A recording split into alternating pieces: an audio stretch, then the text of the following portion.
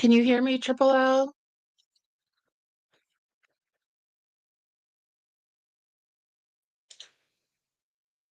There you are. There we are. I'm trying to Okay. plug in my headphones real quick. Hold on. Okay. But you can go ahead. I'm listening. Did you happen to hear any music in that intro? I did. I liked it. Okay, good, because I couldn't hear it, so I don't know if it was my Yeah, I could hear it. phones or what. So, okay. Well, looks like we don't have anybody in yet, but I don't really expect anybody. I'd be surprised, just because channel's so little. Um, can you really see like this bald spot here? Let me make this bigger.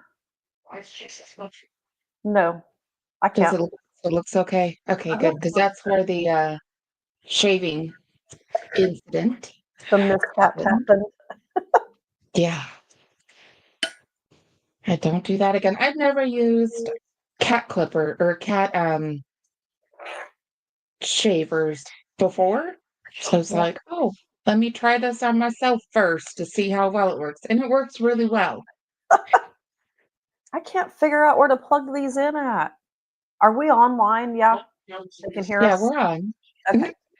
I can't figure out where to plug these in at, but I can hear okay as long as you can hear me. I know on the side, on like the right side of my laptop, I don't know about yours, but mine's like a little round hole on the right side. Okay, let me see. I need to turn on my. It's so dark right here.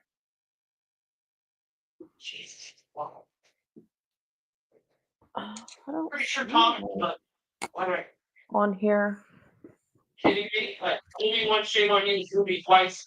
Shame on me. I'll believe it when I see it. Oh, I see it. Hold on. It's behind something. I think I see it. Yeah, it takes someone to watch. I've never met a human being who didn't watch some level. We want the answer to our question. I'm just looking at it. It's got Here, pick our own lives. Here's how it happened. where did that go? I can't call business 1 of 12. Complete. Yeah, it's like, we've seen the Lord. But he said, Oh, there. Okay. see the nail marks in his hands. Put my fingers where the nails were. Put my hands. Let me know when you're ready. You're muted. Like for the house again. Okay, can you hear me? The doors were locked. Yeah, I can hear you. All right, I think I'm good. All right. Sorry, anybody who's watching this. This is we have technical difficulties, so we were a little late getting on board. But I think we're good now. So when were we live? Was it Wednesday? I think it was Wednesday was the last one we did. And did kind of an intro to Sarah Grace Patrick and her case. Sarah Grace Patrick stands accused of murdering her mother and her stepdad in February of this year. they went a number of months without having an arrest, and she was eventually arrested in July of 2025. She surrendered herself. I think it was her, I think it was it her dad that went, her bio dad that went with her and surrendered, or her grandpa, I believe it was um, the bio dad. the bio dad. Um, took her to the police station and she surrendered. Um, she is known for being on TikTok, posting a number of videos. She's young. I think she's 17, 18, something like that. No, she's young. She's under 18 and she is being tried as an adult. But she did go onto TikTok to ask a couple of creators on there to cover her mom and stepdad's case, and did, in my opinion, did some crocodile tears in a number of videos.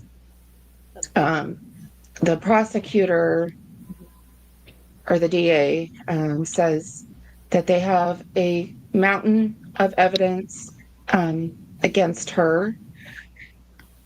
She recently had a bond hearing here, like about a little over a week ago. She was denied bond due to her, they think that maybe she's like a flight risk. She she's like a master manipulator. Um, so she has the ability to manipulate her family members, like her dad and grandpa right now. Also, her little sister, which I think was 5 at the time,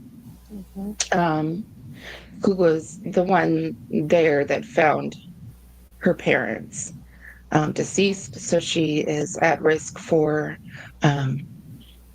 either manipulating her little sister or doing harm to her little sister and a number of family members. So the judge denied bond. And so I have a few articles. Let me see. So I have one article to read, and then I also have the PCA, which is I call it the PCA, which is probable cause affidavit. But in this case, they called it the arrest affidavit. I haven't looked through it yet, so we'll go through that together, and then I have some videos. So I'm going to start with this article. So one moment while I share my screen. This is way cooler than the last time when I tried to get on here. I couldn't see it. All right, so I'm going to be reading, and when I'm reading this, I have to switch to a different tab, by the way, so I don't see chat. Okay. But, so this is Sarah Grace Patrick, reaction to bond denial and the grand jury indictment. Because as of when we watched the bond hearing, it hadn't gone to grand jury at that time. It has since. And I haven't looked at this video, but we'll watch this video afterwards. So the brief is: teen suspect Sarah Grace Patrick has been indicted on 8 counts, including malice murder and felony murder, in the February shooting deaths of her mother and stepfather in Carroll County, which is in Georgia. A judge denied bond after emotional testimony from a divided family, with prosecutors arguing Patrick poses a danger despite supporters calling for her release. Like, they literally, the ones that they even wore t-shirts. Her supporters wore t-shirts that said, "I stand with Sarah." And then Patrick was arrested in July. Her arraignment scheduled for September 22nd, and trial could begin January 5th of 2026. 26 if the case proceeds without delays. So what we know is the 8-count indictment returned just hours after a judge denied bond, charges Patrick with 2 counts each of malice murder, felony murder, aggravated assault, and possession of a firearm during the commission of a felony. And as of right now, I don't believe that they have been able to locate that particular firearm, at least that they've said publicly. So what they're saying, during a bond hearing on Tuesday, Superior Court, and by the way, this was written August 20th, and we're August 31st right now.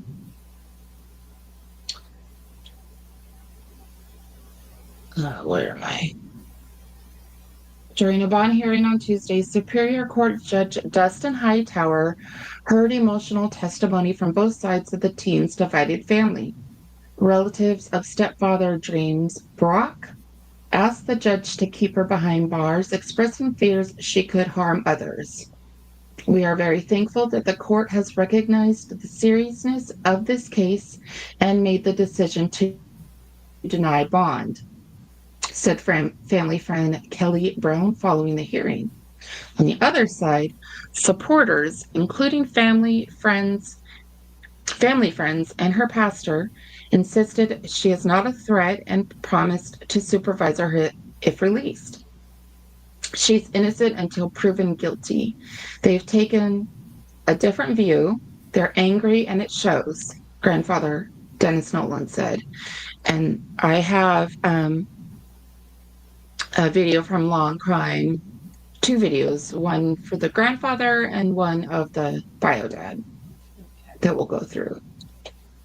So Hightower ruled that prosecutors had presented enough evidence to show Patrick was not a suitable candidate for release, while noting she is presumed innocent under the law. And in the backstory, Patrick was arrested in July, 5 months after her mother, Kristen Brock, age 41, and stepfather, James Brock, age 45, were found shot to death in their bed. The victims were discovered by Patrick's younger sister, aged now 6, at the family's home on February 20th. At the time of the arrest, county spokesperson Ashley Halsey said investigators had collected mountains of evidence in the case. And then what's next? Judge Hightower promised to move the case along swiftly, saying, "I do not want anyone to sit in jail unnecessarily." And Patrick's arraignment scheduled for September 22nd and a trial date tentatively set for January 5th, provided there are no delays. So there's that. And I just wanted to take a look at this video.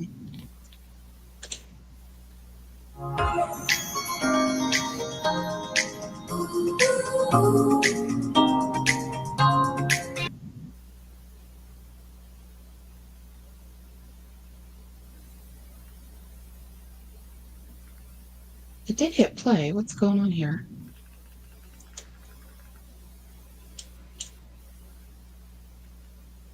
A teenager accused of killing her mom and stepfather. A judge denied bond for Sarah Grace Patrick. The hearing featured testimony from her divided family. Members of her stepfather's family told the judge she does belong in jail because she could harm others. We are very thankful that the court has recognized the seriousness of this case and made the decision to deny bond. She's innocent until proven guilty. They've taken a different view, and it's their right to, to speak freely. They're angry, and it shows. The judge promised a speedy trial and set a date of January 5th. Well, today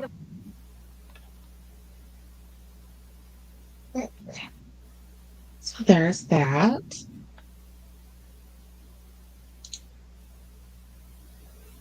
And then, let's do, since they just showed the grandpa, let me show the video of the grandpa.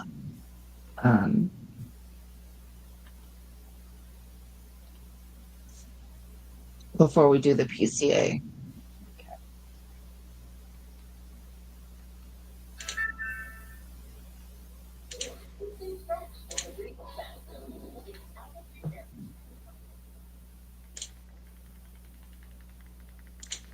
One moment, I'm getting this shared. Is it doing the right one?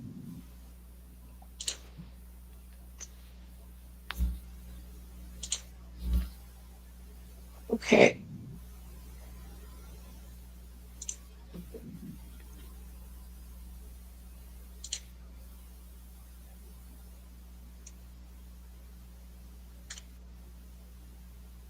No, I want subtitles.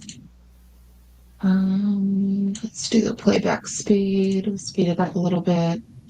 Mom and dad. Her social media has gone viral after law enforcement says she tried to cover up her alleged crime by seeking sympathy.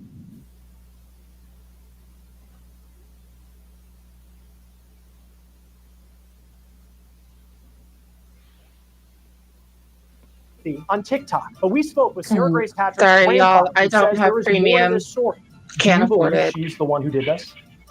No.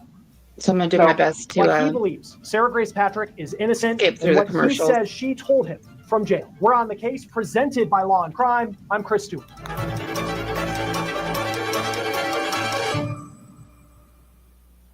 It is hard to imagine what Dennis Nolan and his family is going through right now. Not only is he Sarah Grace Patrick's grandfather, but he is the dad of Kristen Brock and the father-in-law of James Brock, the two people who were shot and killed in February in their home in Carrollton, Georgia, as they slept, according to law enforcement.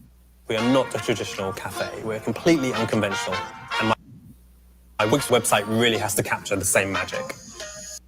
Before I get to the interview that I just had with Dennis, his first since Sarah Grace was arrested this week by the Carroll County Sheriff's Office, I did just speak with their spokesperson today about this case, and here's the information that I have. She wouldn't comment on whether the gun that was used to kill the Brocks has been found, and she wouldn't comment on whether Sarah has had any documented mental health history. She also wouldn't go into detail on what she called a mountain of evidence that investigators in Carroll County, Georgia have in their case against Sarah Patrick. Yeah, and this is from a month ago, and I think also so is the one with the dad. So, but from I don't know, I can't speak for you, Triple L. Did they change their stance? Are they still like she's innocent? I can't remember. As far as I know, they still are, but I don't think I've seen anything more recent than what we've played so far. Okay.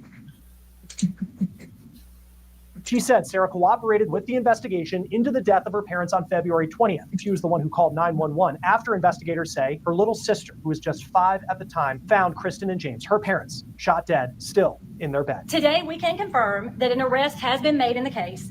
Kristen Brock's 17-year-old daughter, Sarah Grace Patrick, has been taken into custody and charged with 2 counts of murder and 2 counts of aggravated assault. I asked Ashley Holsey, communications director for the Carroll County Sheriff, about whether anything from Sarah's story raised red flags from the very beginning, and this is what she told me. What about her statements did investigators not find truthful when she started to become a suspect in this? You know, when we arrived on scene on February 20th and obviously saw these deceased victims who had been shot multiple times. This is a very rural area of Carroll County. There's not a lot of ambient noise and things going on in that area. Very small home that they lived in. When the smallest child, who was forensically interviewed as well through this process, said she heard the gunshots, but the 17-year-old or 16-year-old at the time did not hear the gunshots. That was cause for pause for us early on. I also asked about Sarah speaking at her parents' funeral. I also forgot earlier in the beginning of this live to post Triple L's link. So I just posted that in chat for anybody who's listening to go ahead and head over onto YouTube, give her a like and subscribe. Thank you. Okay, yeah.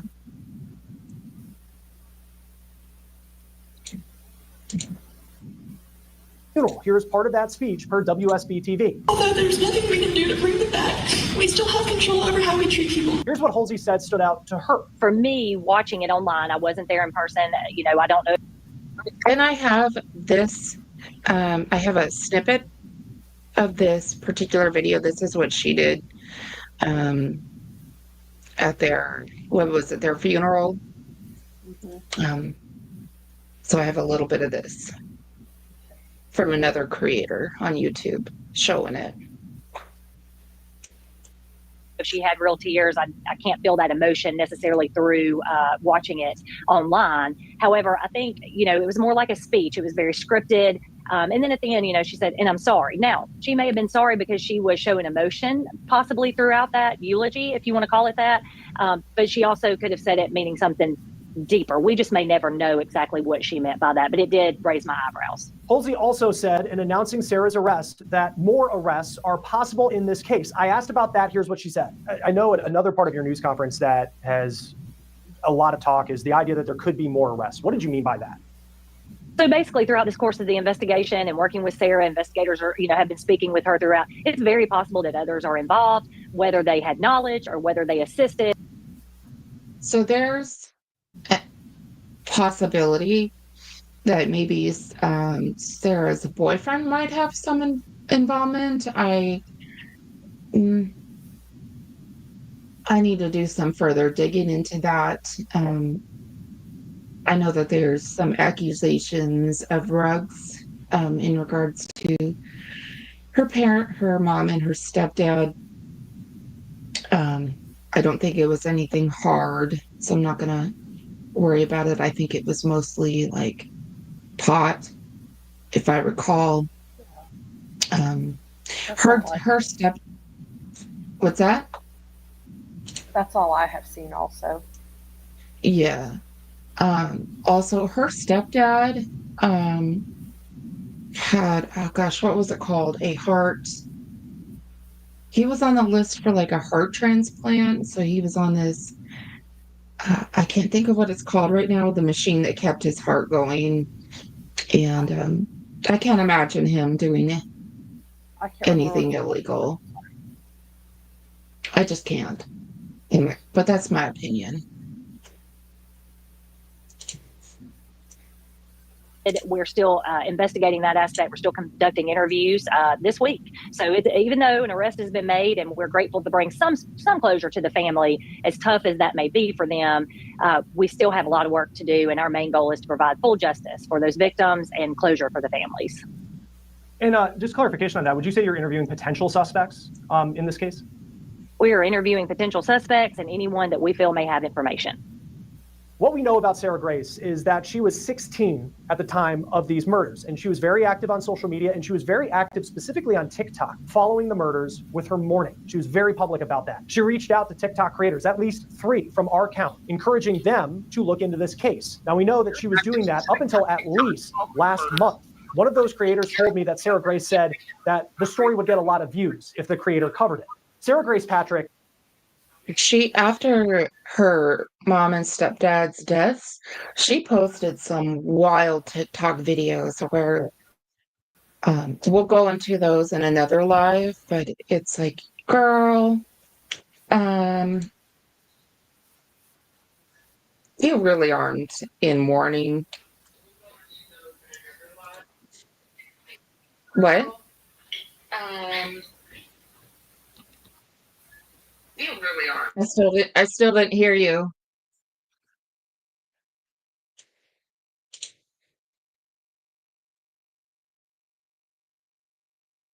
Are you there?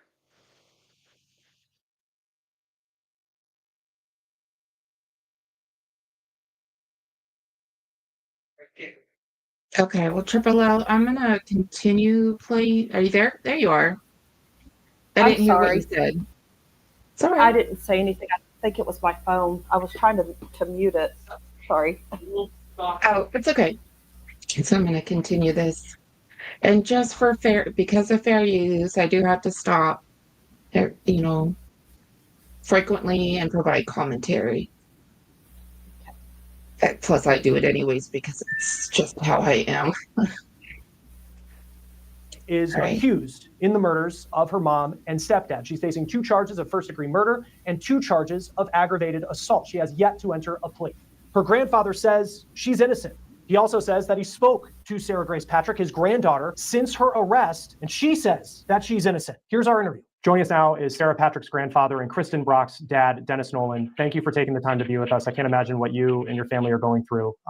First question, what was your reaction to Sarah's arrest this week? Well, I'm very surprised. I mean, I've been talking to the detectives since it happened, had no indication that they were looking at Sarah as a suspect, no less any evidence that said she did it. So I was shocked. Do you believe she's the one who did this? These are so cute. I love this pair. We have that nudish tan color on the side. Everything. No, I think to sum it up, really, the detectives, the best they could tell me was the evidence says that she's the only one who could possibly have done it. That says to me that there's no real evidence that says she did do it. We hear that there's a mountain of evidence, but they haven't really said, but their term was mountain of evidence. What did they tell you beyond just she's the only one who possibly could have done it? What did they share with you about why they believe she's the one who is responsible for this? Well, they never did share anything that said she was responsible, other than the fact that the evidence says she's the only one who could possibly have done it. Of course, they haven't revealed any of the evidence because it's an ongoing investigation, and I understand that. But and they are under no obligation to release evidence to anybody. Do you know, Triple L, if there's even a gag order on this at all? I don't know. I haven't heard of one, but let's not say Let me see. I haven't heard. Let me look. I called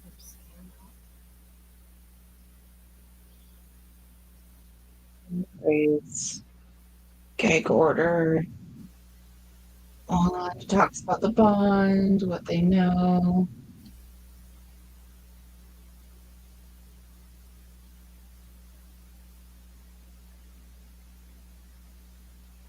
I'm not seeing anything. Just no bond.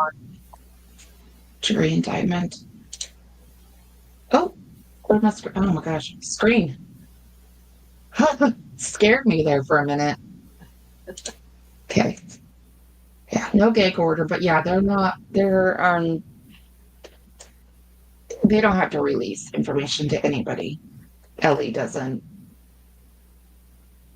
I know they were pressured to make an arrest, and I think this might have been premature. I don't think they needed to wait until the investigation was over. Sarah certainly wasn't going anywhere, but she's taking it very hard. Attitude. She swears by her innocence. Have you spoken with her since her arrest? Yes, she called me from the jail the day after, of course, pleading for me to help her get out, and she was just very upset, saying, "Please help me." And there's not much I can do at this point. I don't know what else to say. I mean, she's always been a good kid. I've always liked Sarah. She was always very friendly, and she never really asked for anything. She was a very, to me, she was just. That's an interesting choice of words. I've always liked Sarah. This is her grandfather. Interesting. Close they were before this happened. I have no idea.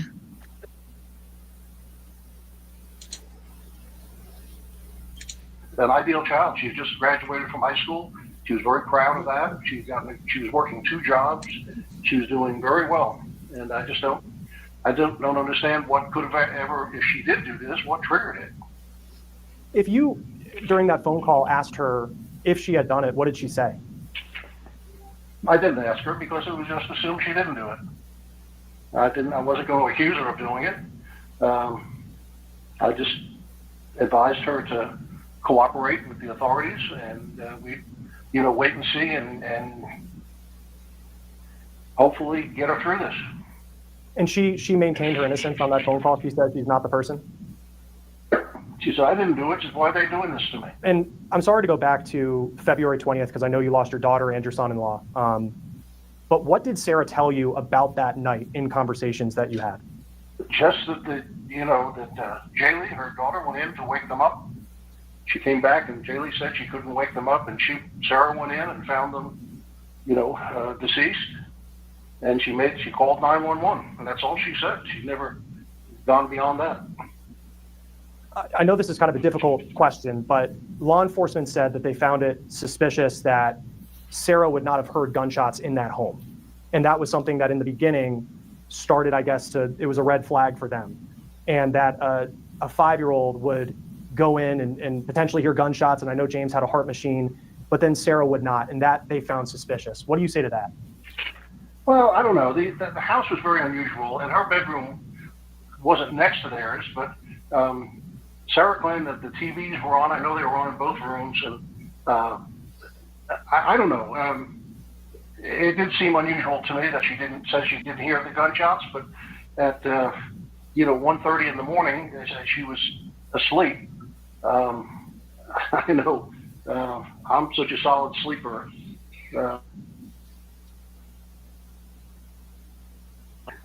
And not heard it. What was her relationship with James and Kristen? It was good. It was very good.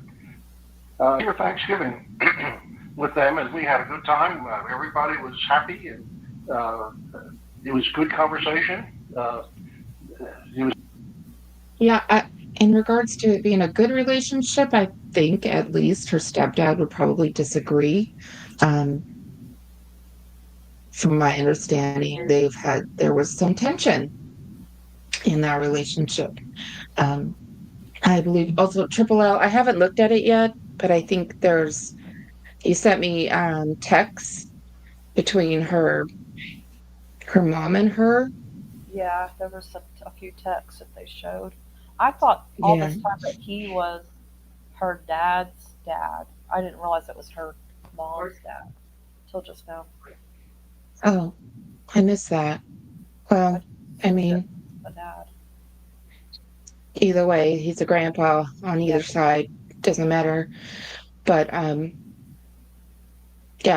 we'll do another live and we'll go over like the texts and the TikTok videos because there's a lot. And we have enough to go over right now. But you'll see that, it was not a perfect relationship. There were problems. So he might be in denial. I don't know. Or maybe he just doesn't know. I have no idea. No trouble. And my conversations with Kristen, right up to that night, she never mentioned anything about problems with Sarah, which she would have done. Kristen and I were very close. She was the daddy's girl. Did Sarah know how to fire a gun? Yes, he's using a Dorilla pillow. How can you tell? Have you heard about Dorilla Ergo? It's the cutting-edge ergonomic pillow. I'm sure she did, yeah. And this is Georgia. I mean, many people grow up handling firearms. Did she grow up around guns? Were there guns in the house? There were times they were here. I live out in the county, and we've taken, some of my guns and fired them off my deck and so forth. And I believe Sarah protected some of that at times. Her brothers were more interested in it. But yeah, no, I wouldn't say she grew up with guns, no. At the funeral, and the spokesperson for the Carroll County Sheriff said that this was something that stood out to her, that in Sarah's speech at the funeral, she said sorry at the end of her speech. And I guess investigators, that was another red flag for them. What do you make of that being a red flag to the people now accusing her of murder? Yeah. I'm sorry, she wrote that speech, and I can't speak for her for that. It didn't even occur, that never occurred to me. I'm sure she was sorry it all happened. I am sorry it happened. Using the word sorry, I don't think it's any admission of guilt. I think that's a little exaggerated. When you think about that night and I'm sure it's run through your head a million times over the past roughly 6 months, but do you have any idea in your mind what happened that night, or whoever did this, what happened?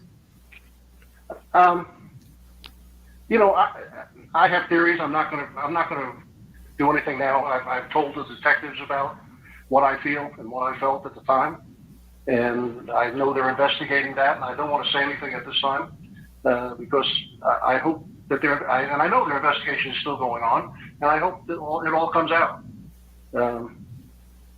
I think there will be an additional arrest or two. For James and Kristen, they seem... Really? He's got the tea? What does he know? Right? Does he know maybe more about the boyfriend that's not being released? Maybe? Sounds a little suspicious. Or is he just, again, being in denial and thinking somebody else?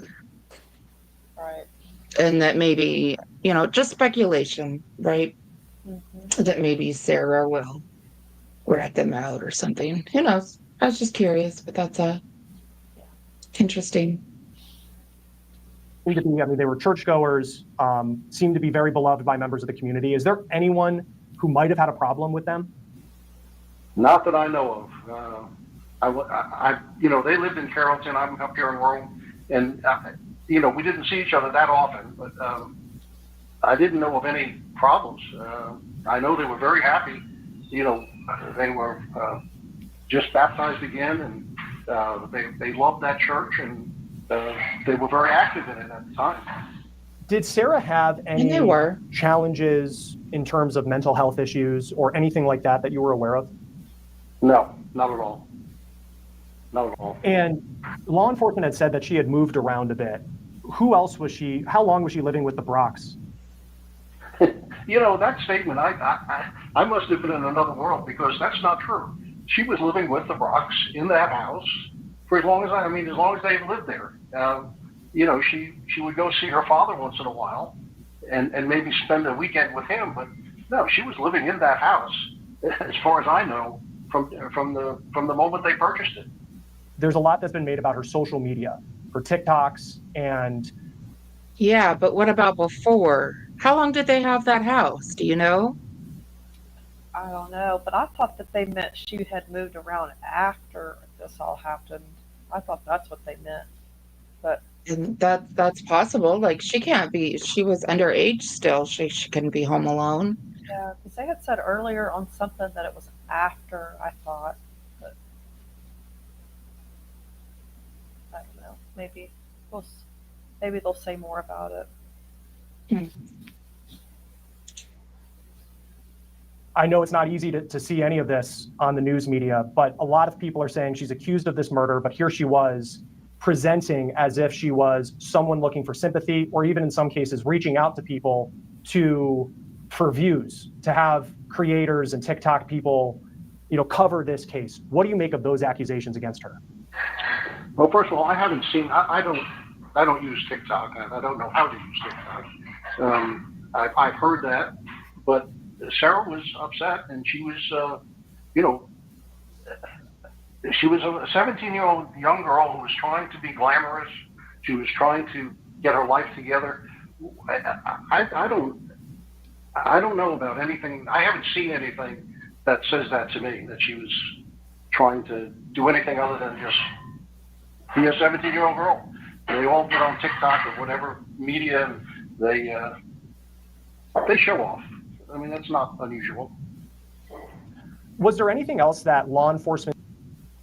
And I'll add that in regards to him saying, wanting to be glamorous, I can see that as a teenager.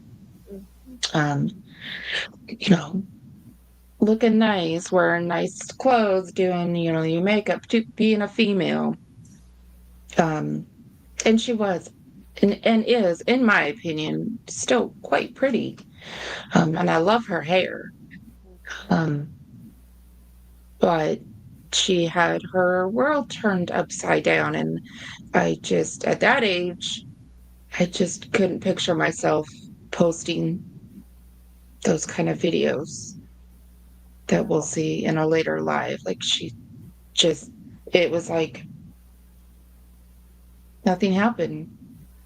Yeah. It's weird. But yeah, she definitely was wanting to be glamorous. So was I. Said during that news conference that you want to push back on, obviously beyond the notion that they believe that she is the person who killed the Brocks?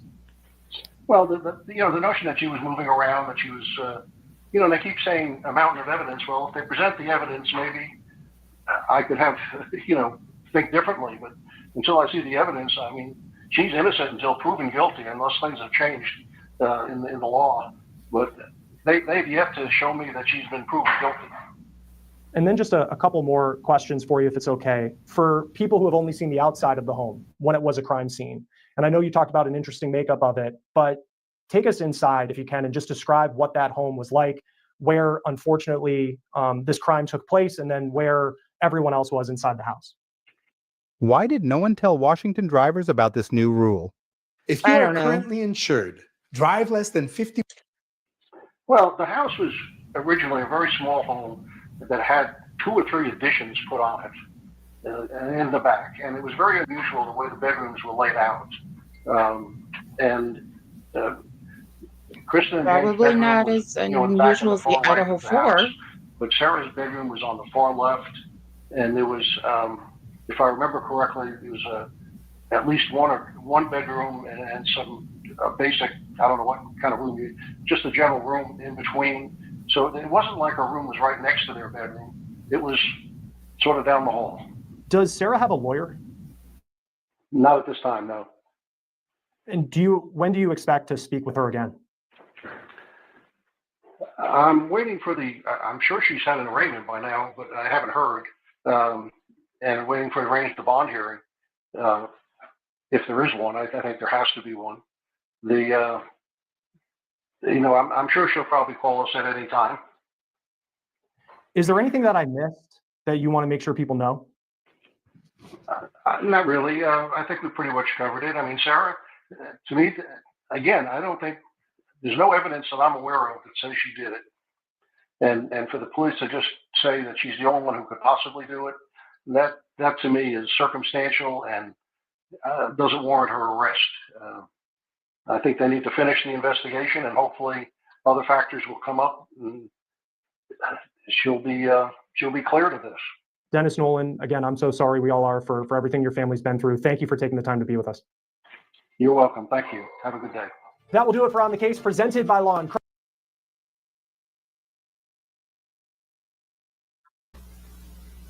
Yeah, I kind of want to hear the evidence too. I mean, I hate to be like so judgmental, but from what I've seen, it's just been like, girl, you can tell she's a master manipulator. But yeah, I can't. He knows as much as I would think he would know about that's going on the case. You what? The grandpa, I thought he seemed to not know as much as I would thought he was going to know. Like he's like, I don't know if she's had her arraignment yet or not. And, Yeah. Well, and the video was like a month ago. She hadn't even had the bond hearing yet. Right. At that time. The arraignment, I'm surprised, is taking as long as it does, but because it's like 2 months out. Yeah. But I suppose it's probably different, state to state. Probably. So there's that. Did I have this one here? Let me hang on. And use this. Okay. All right, so the next one I have is the affidavit for arrest. Okay.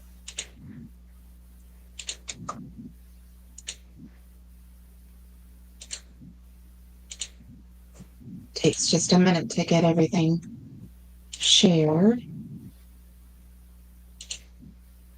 Okay, so this is the affidavit for arrest. And like I said, I haven't gone over it, so we will see. I'm curious maybe if also if her dad and grandfather have seen this. Right. And I am on such a small screen with my laptop. Let me see if I can get a little closer without like scaring everybody here. Don't move.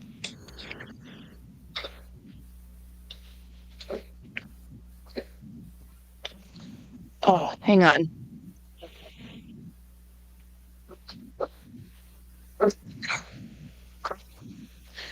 My mic isn't very stable. It's already fallen off once today because, Oh no. you know, technical difficulties, right? I'm afraid to zoom mine in because I don't want to get knocked off here yet. Okay, here we are. So, state warrant, state of Georgia versus Sarah Grace Patrick. Residence on Tyus Carrollton Road. It's her date of birth, 2008. Timothy Repetto is prosecutor. There's that. So, affidavit for arrest. Personally came Richard Harrison, who on oath says that to the best of his knowledge and belief, Sarah Grace Patrick did in Carroll County commit the offense of murder 16-5-1 felony between the hours of blank and 1:37 a.m. on the 20th day of February 2025. The place of occurrence of said offense being, Titus Road, said office being described as, or said offense being described as a person commits the offense of murder when in the commission of a felony he causes the death of another human being irrespective of malice. To wit, Sarah Grace Patrick committed the offense during the act of aggravated assault against Kristen Brock, resulting in her death. The offense is a felony and occurred in Carroll County.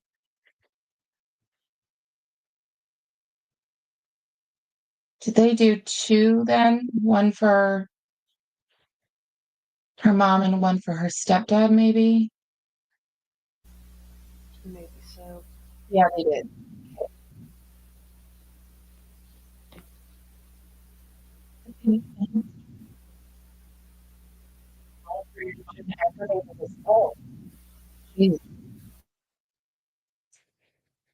And this despondent and this deponent makes this affidavit that a warrant may issue for his arrest, sworn to and subscribed for me this blank. I think it's the 7th day of July, 2025. There's a signature and the date. Thank you for fans. Yeah. That's just a plain page. And then we have the same thing it looks like for also for James Brock. Respective malice to which says the same wording.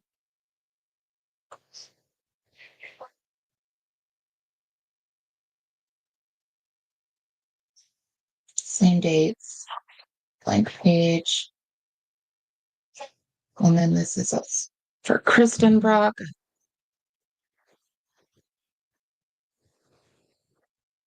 What is this one? Okay, said offense being described as a person commits the offense of aggravated assault when he or she assaults with a deadly weapon when used offensively against a person is likely to or actually does result in serious bodily injury. To it, Sarah Grace Patrick did commit the said offense when she assaulted Kristen Brock with a deadly weapon, a handgun, striking her multiple times. So she not only shot them, but she beat them. Is that what you're reading? Wow. Am I reading that right? Is that how? Handgun striking her multiple. Yeah. This offense is a felony, occurred in Carroll County. Then we have July 7th of this year. And that was for Kristen Brock. She was charged, I think, for 6 counts. Okay. And then this is for James Brock. A person commits the offense of aggravated assault when he or she assaults with intent to murder, to or to rob with a deadly weapon when used offensively does result in serious bodily injury. To wit, Sarah Grace Patrick did commit the said offense when she assaulted James Brock with a deadly weapon, a handgun, striking him multiple times. We'll look at something.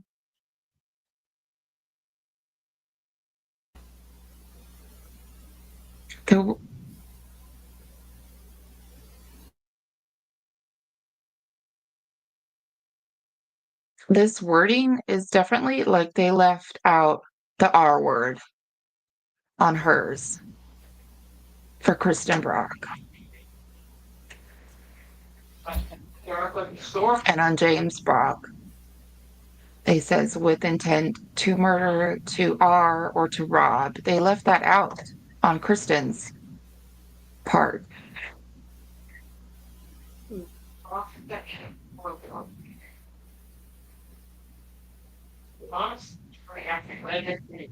Huh. Okay, we'll keep reading. No, that's it. That's really what?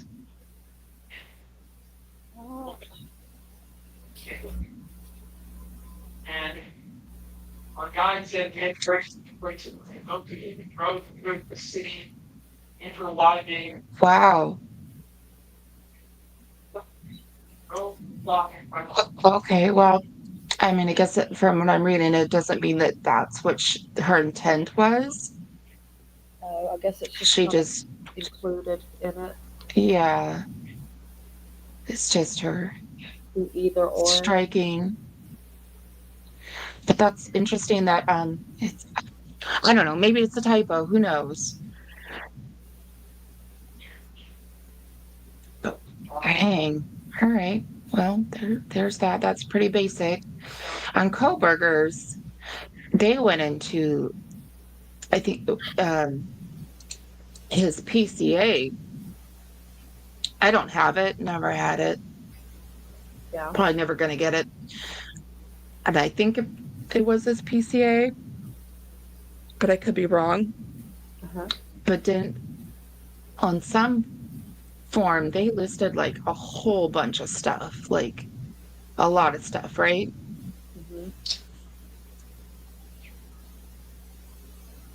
That's very weird. Yeah.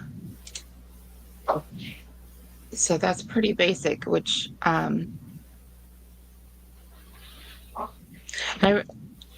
remember during with Koberger when this was all coming out after he had gotten arrested, after they released, or maybe the day they released the PCA.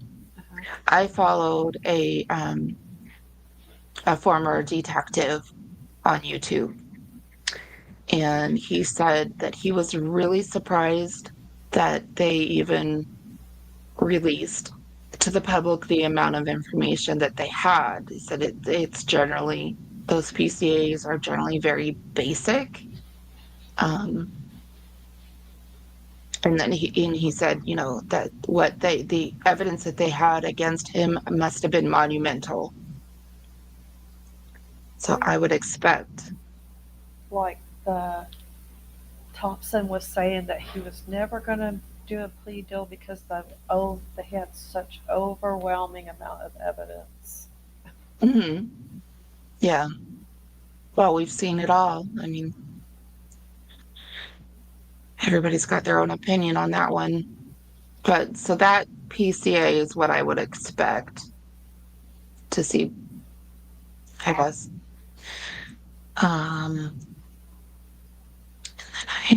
So I think that's all the articles that I have. I'm gonna show just a brief TikTok video here of Court TV.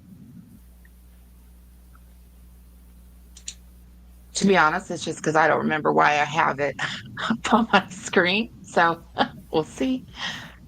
We'll figure it out. Yeah. So the arraignment is on September 22nd, you said? Yeah. Yeah. Okay. We'll have to remember that.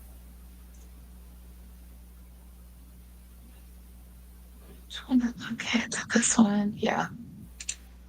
Maybe she'll learn how to put some tears with those cries. Mm-hmm.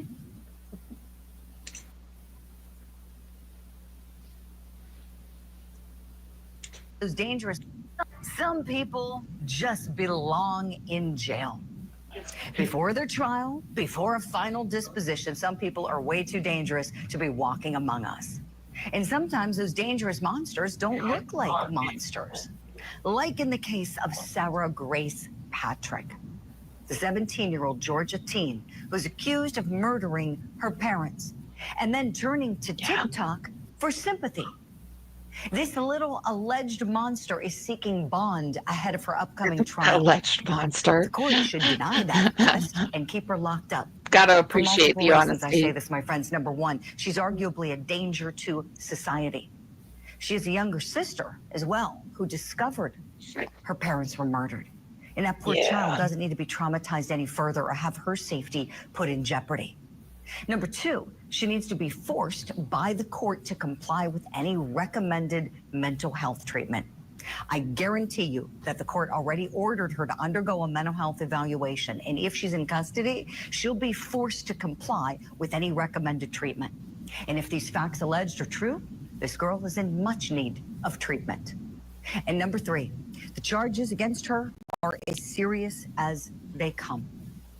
Police believe she shot her mom, Kristen Brock, and her stepfather, James Brock, to death while they were sleeping in their bed.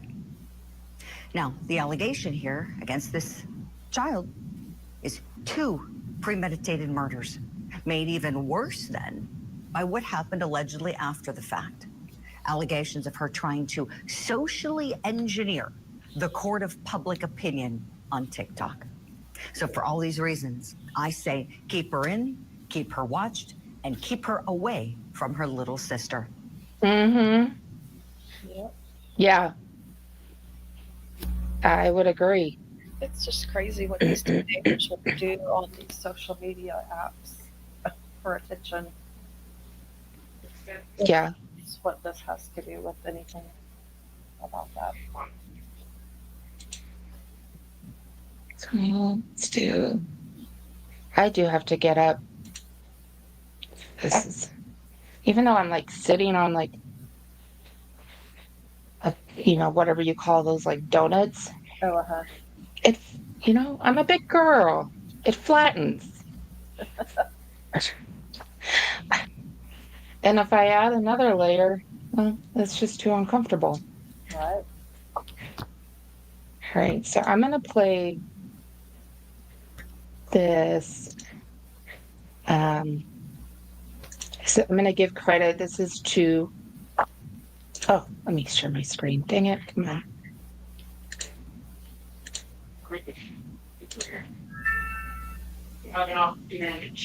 World by talking about Yeah, this one. what lesson. This is a YouTuber. I recently found. I'm going to post their link in the chat. It's called That Chapter. Teen girl cries on TikTok before police discover her horrifying secret. But he also shows her little, funeral speech. Okay. And I'm going to let this play.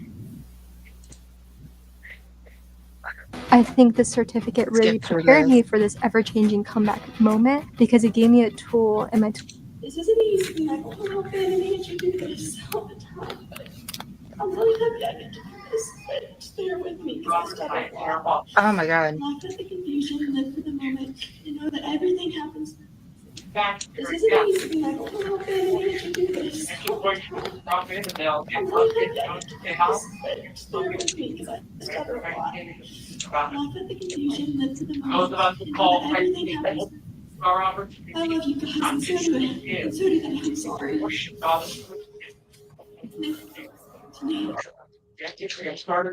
Hey you, and welcome. My name is Mike. And in this video, TikTok really is the gift that just keeps on giving. Because some people are sharing things they really should not be sharing. And it all comes back to looking for some of that sweet, sweet, sweet attention. Like young Sarah over here, who bawled on TikTok after allegedly committing something absolutely horrifying. Today, we're going to investigate 2 TikTok accounts, each of which is linked to a horrifying crime, to committing one, to being the victim of one. Let's give it a go.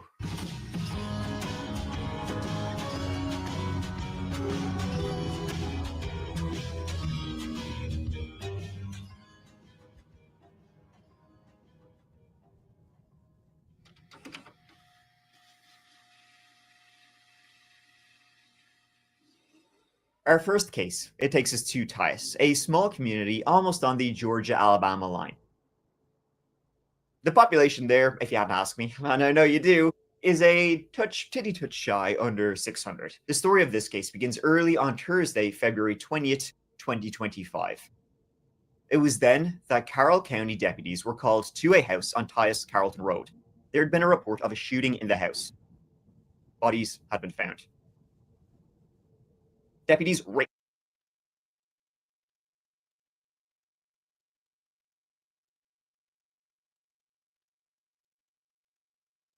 his wife Kristen, a boy and a girl, Sarah Grace and Donna. And together, James and Kristen had Jaylee, 5 years of age. And it was the youngest, the 5-year-old, who had walked into her parents' bedroom early that morning because her parents should have been up and about at this stage. And they were not. She was the one who walked in and found her mom, Kristen, and her dad, James, covered in blood, lying in bed. It seemed like they had both been shot. And also, his heart, it's not a heart monitor, it's the heart machine that's functioning his heart, whatever it's called, was actually beeping, and I think continued to beep until first responders got there. How did she hear that and not the gunshot? I have no idea. Heard that all night long. Crazy. Yeah. But so I'm gonna let this play while I get up and stretch and maybe grab some coffee or something. As they slept. The 5-year-old girl then ran to find her older sister, 16-year-old Sarah Patrick, and it was her who dialed 911. Police in Carroll County are still looking for a person or people responsible for gunning down a couple inside their Carrollton home. The Carroll County Sheriff's Office says deputies found the husband and wife early Thursday morning in their bedroom. The couple were Georgia natives living in this quiet area. Now, Kristen and James didn't always have it easy during those almost 10 years. There were allegations of drugs use in the home, fights that sometimes played out via social media. Kristen allegedly tried to run James over in her car at one point, if you can believe that. However, over the summer of 2024, both Kristen and James joined a local church and seemed to have turned things around. They were very active in their local church, the Catalyst Church of Carrollton. The church environment appeared to have helped them a lot, and things, on the surface at least, appeared to have improved in the home. James had his physical troubles. He had suffered a heart attack. James was awaiting a heart transplant. he had an implanted defibrillator, but his body had rejected it. And so then he had an LVAD device, which is basically a mechanical pump to help out a weakened heart. And when that's implanted, it can be tough going. It's a big step. James was the kind of guy who would, post dad jokes on Facebook. And if you go onto each of their Facebook profiles right now, you will see they constantly posted about how much, their kids meant to them and how much they just absolutely adored all of their children. For example, James posted a picture of their youngest. When I don't feel good, I find comfort in this little girl. Love you, angel cakes. Tagging Kristen in the post. Only hours later, they both would be shot dead in their bed. When the investigation sprang up, it was obviously shocking to everybody who lived around them. And the first kind of port of call when you're finding a scene like this would be, is there a gun in the room? There was not. They didn't find the murder weapon. So therefore that immediately ruled out a, murder, self-inflicted type deal. Somebody had done this to them. Who could have crept into their home that night? It was an unthinkable act in this quiet rural town. The investigators, though, remained tight-lipped from the very start about their theories. Talking to neighbors, family, and friends, they were a quiet, happy family. A shocking crime in this quiet community. There was no sign of a forced entry, and the back door to the home had, from reports, been left open. So that's how likely the killer, or killers, could have gained entry. However, the police would also say they found no signs of a robbery. Nothing was missing in the home. The entire motive seemed to have been taking the Brocks.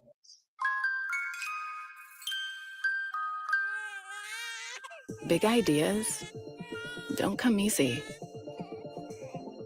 But when you get one, use that moment of clarity to create a new reality. To turn your pastime into your full-time. Your personal style into your signature brand. Your homemade recipe into a household name. Your daydream into your dream job. Your talent into a movement. From taking the first step to seeing it all come together, you can do it yourself. Wix.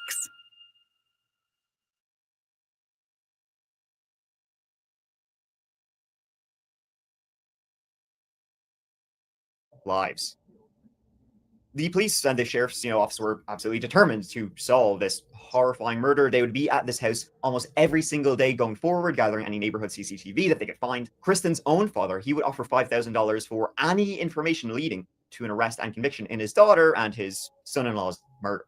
This is so horrendous. You just can't imagine that someone would come in and just take the life of two good people. Sitting in his home, looking at pictures of his daughter, Dennis Nolan is still in disbelief. And his first words were, Kristen and James are dead. And I just couldn't believe what he was saying. Nolan's daughter, Kristen, and her husband, James Brock, were killed in their Carroll County home last Thursday from apparent gunshot wounds. As of Monday, their deaths remain a mystery. Why would someone want to do that? They didn't steal anything. There was nothing of value in the house. To the wider community, though, this case seemed to be going cold quick.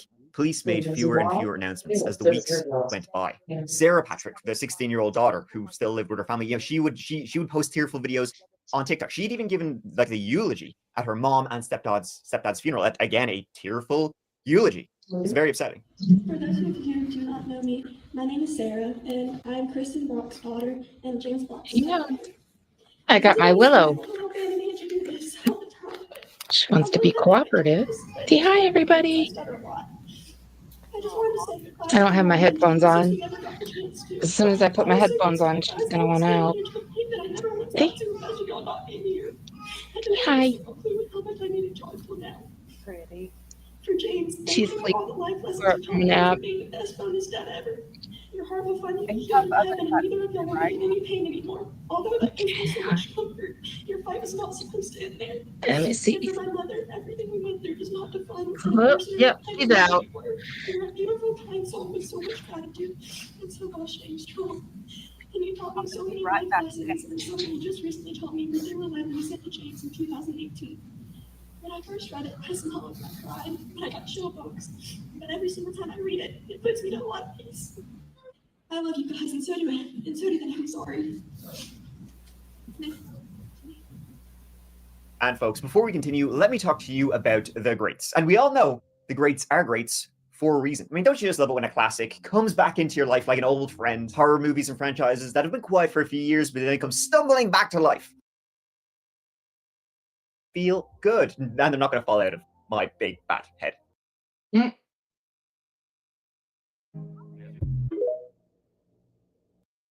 Full video. Now let's get back to it. Know it, but a year from now, our family will be torn apart. And I will be far away and won't see or talk to them for 5 years.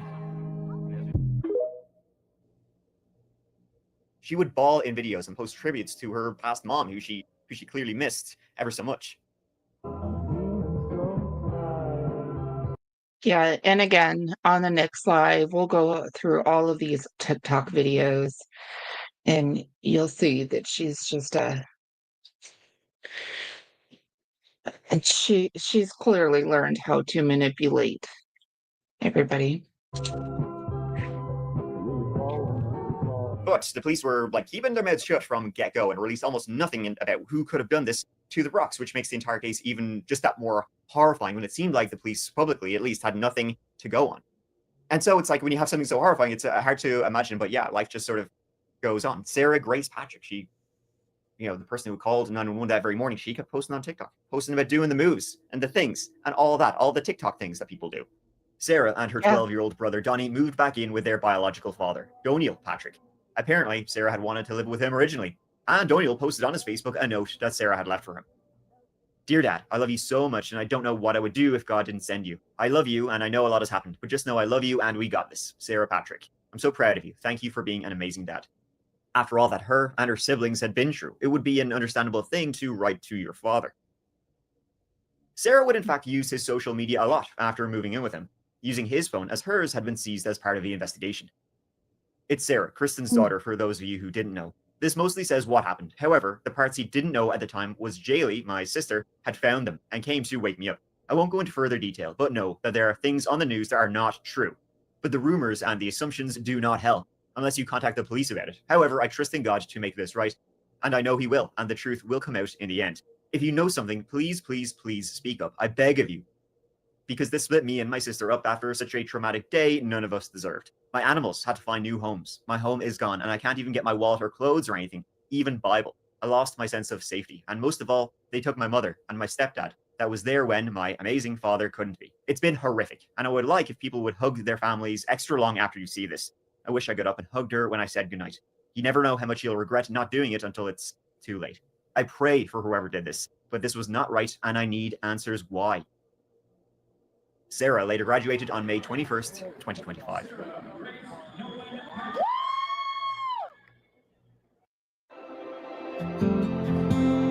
Everybody talks about food noise. It's a thing. Being very, very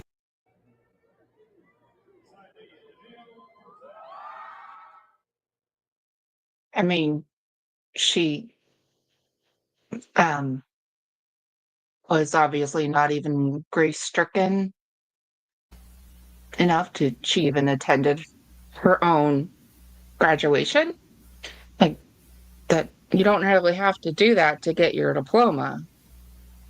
Again, it's all for show.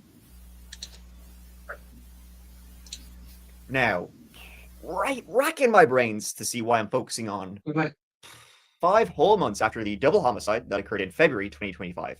In July 2025, there was an update, just a little update. Now, there had been no updates or movement on the case until, boom, July 8th.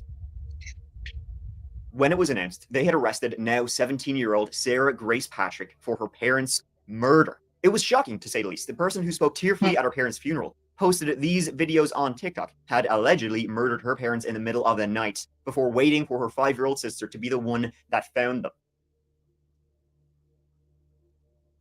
I mean, isn't that awful? Like, to put your own little sister in such a horrific position to do that.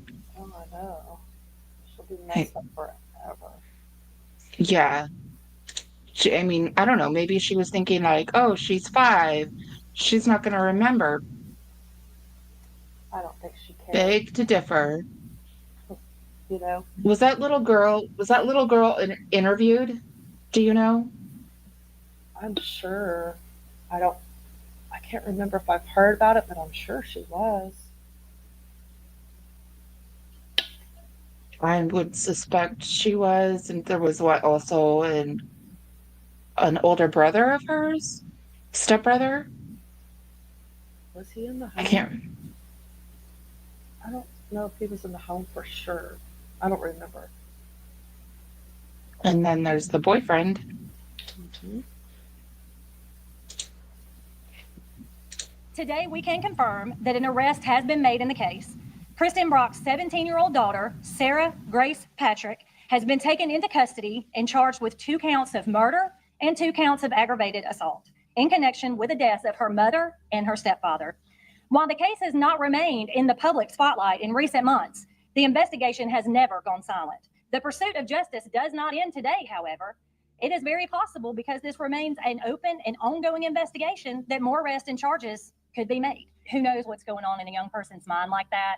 But she has been arrested and charged now, and we feel confident that she is responsible for their murders. That eulogy, apparently those in attendance at her parents' funeral say it was fake.com, faketears.com. She was like bawling, but not really bawling. Like she fake tears, crocodile tears. It was almost like from the moment she gave that eulogy, people were like, raised eyebrows time. The TikToks were all her publicizing a murder she had allegedly committed, whether it was for attention or pity or clicks, who knows. And then another TikToker came forward saying that Sarah Grace Patrick had reached out to her, asking them to cover the case of her parents' murder. Y'all, this is Sarah Grace, and she messaged me back on June 3rd and just said, search up Brock case. So I said, Brock Turner? Brock who? She said, Kristen and James Brock. Hold on. They're my parents. And out of nowhere, a random Thursday night in February, someone came in my house with me and my 5-year-old sister, and my parents left them for me and my little sister to wake up to. Technically, it was a Wednesday night because I found them Thursday morning. And I said, not knowing she was going to wind up arrested for this, I am so sorry. I cannot imagine. I will absolutely research and cover their case. Please take care of you always. Again, not knowing, and I covered it. Allegedly, reportedly, a true crime TikToker said she had DM'd her asking her to make a video about the story, and then when she did, she would reply in comments giving more and more details. That, if she did it, is next level batshitness. The police notified Sarah Grace Patrick that they had put out a warrant for her arrest, and she in fact turned herself in. The police have said they have mountains of evidence. They have the friggin' Rockies of evidence proving that Sarah Grace Patrick, SGP, murdered her parents. Now, they haven't said what Sarah Grace Patrick, SGP, what the evidence is, but they have said it's basically all digital evidence, and that proves she had murdered her parents that morning. Maybe they were fighting. Allegedly, Sarah had wanted to live with her dad, not her mom, or maybe they wouldn't let 16-year-old SGP do something else. But on social media, the last time Kristen posted about her daughter was March 2024, when Sarah was working at a shaved ice stand, and she seemed proud of her daughter. So authorities have said it's her clackety digital footprint that led to her arrest. Messages, what she'd been Googling, I presume all of that sort of thing. I mean, judging even just from her TikTok. Digital footprint, she's Bigfoot with all the stuff she left behind. Meanwhile, her grandfather, Kristen Brock's father, the man who posted the $5,000 reward for arrest, conviction, he has come forward since and said he does not believe that Sarah That's funny. I like that. her mom and her stepdad. He believes her to be innocent. I mean, this is still just sort of coming out, but this is like crazy shocking. Do you believe she's the one who did this? No, I think to sum it up, really, the detectives, the best they could tell me was the evidence says that she's the only one who could possibly have done it. That says to me that there's no real evidence that says she did do it. If a strand of your hair looks like this when it's wet, this is how it should look dry. This whole time, I thought I had wavy hair. Yeah. I used to have wavy hair. Her father, Doniel, he too publicly stated he believes his daughter, Sarah Grace, to be innocent of the murders. Quote, I just want to go on record and say I know everybody is talking. Many people are talking about things they don't even know. They are just talking and writing about stuff that is completely false. I mean, the fact that she posted all of these kind of things on TikTok just makes this all the more insane. Why would she do that? Was she just looking for attention? Did she do it? What kind of wacko do you have to be to allegedly murder your mom and stepdad and then ask people to publicize what you did? And ultimately, did she do that? How much you want to bet when this goes to trial, like all of that TikTok videos, posts, everything that she did is going to be shown and analyzed, and stuff on Facebook. And you got to be really careful. Oh, yeah. You can't put anything out there. Mm-mm. Everything she did is going to be used against her. Exactly. Yeah, and that's part of digital evidence. This alone. Where's the murder weapon? It is not believed the Brocks owned any firearms themselves, and none have been found, or at least that the police have stated. Sarah was 16 at the time of the murders. You need to be 18 years of age in the state of Georgia to legally purchase a firearm. So, how did she get it? How come no one heard the gunshot? Still a lot of questions in this case. I mean, murdering your mom and stepdad is a pretty harsh step to jump from what appeared up until the murders to have been just a regular teen girl. She had a boyfriend, she had a regular life, she had a job, and usually it's not girls who do this. You know, murdering family. That's sort of for the fellas. So yeah, this case, the alleged case of the TikTok killer it's still ongoing, but I got a feeling this case is probably going to get very, very big. Probably, especially on social media. On TikTok today is the account Just Phoebe. It was ran by Phoebe Bishop, and as you can see, a lot of the posts were pretty down. Seems like she was going through some deep shit. Well, in the case of Phoebe Bishop, that only scratches the surface. Let me tell you that for free. In early 2025, 17-year-old Phoebe Bishop was living in the town of Has anything to do with this case. Oh, Pippi Longstocking looks so different sitting in court. What? Pippi Longstocking looks so different in court. Yeah. I know. Yeah, we'll see. We'll see that on the next slide, where you'll see all these TikTok videos, and then you'll see the comparison. Like, who is that?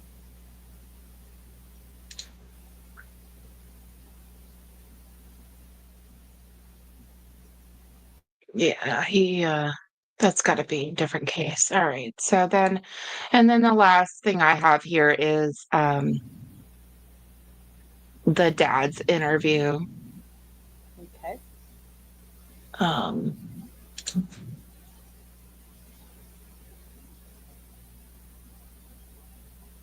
And then I think we're good to probably stop the presentation at that point, and then get a little more organized, maybe for, I don't know, tomorrow. Yes, and hopefully maybe we can stream on another platform. On TikTok.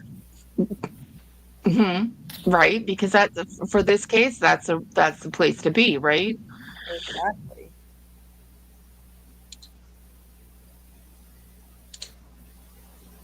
I'm just trying to get this shared, so hang on.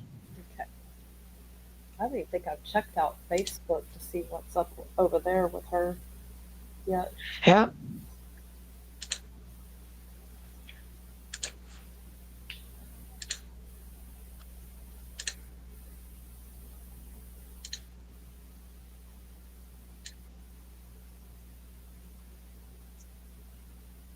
Mountain of evidence. That folder was pretty thin. Are you dealing with the after effects of a doctor's mistake? You trusted your doctor. You followed their. That is the father of the girl accused of shooting and killing her mom and stepdad as they slept. In his first interview, Sarah Grace Patrick's dad says law enforcement has the wrong person. What he says happened with investigators during a 4-hour interrogation with his daughter right before she was arrested. At the end of it, they started throwing pictures of her parents at us, her stepdad and her mom, deceased with gunshot wounds. We're on the case presented by Law and Crime. I'm Chris Stewart.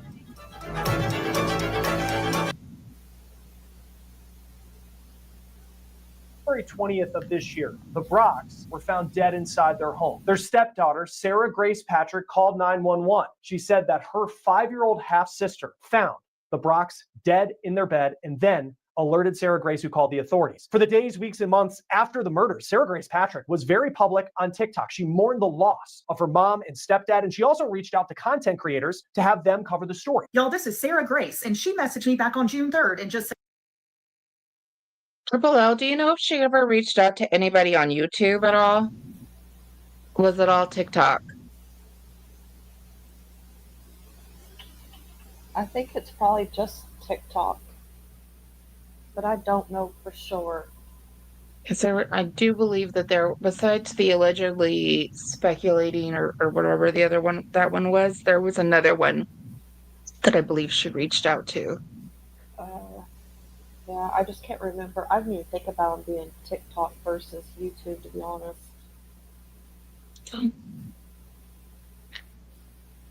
Yeah, TikTok is for the young generation. Yeah. You gotta be young and full of energy, and I'm not. Oh, I get on over there and I'm like scrolling, and the next thing I know, like 5 hours have passed by. Oh, I bet, because you're probably like You just get watching all lost. the like the shorts and stuff, right? Hmm. Yeah, I try not to get on there unless I'm purposely looking for something, because you just lose your whole life on there. And from what I hear, like if you go live on TikTok, like once you're done going live, Uh-huh. it goes away. Right. Unless somebody records it. Yeah. Yeah. Yeah, which is hard because if you don't catch the live, then you didn't catch it unless somebody streamed, Yeah. you know, later on. Yeah. Okay. That search up Brock case. She also spoke at her mom and stepdad's funeral. Never take a hug or anyone or anything for granted and love with all that you have in you like they did. And lastly, my take on not taking people for granted. I want to thank my family, also known as my cattle fam, my grandparents, my siblings, JB, Donnie, Jaden, JoJo, Trent, Tristan, Ashley, and Jesse for helping me get through my worst nightmare. And last but not least, I want to thank Tasha, Bree, Nate, Lane, Kimberly Hayes, Kim Bowling, Katie, and most of all, my father, Angie, and Ben for making such a big difference. Jamie and Mama would have thanked y'all too.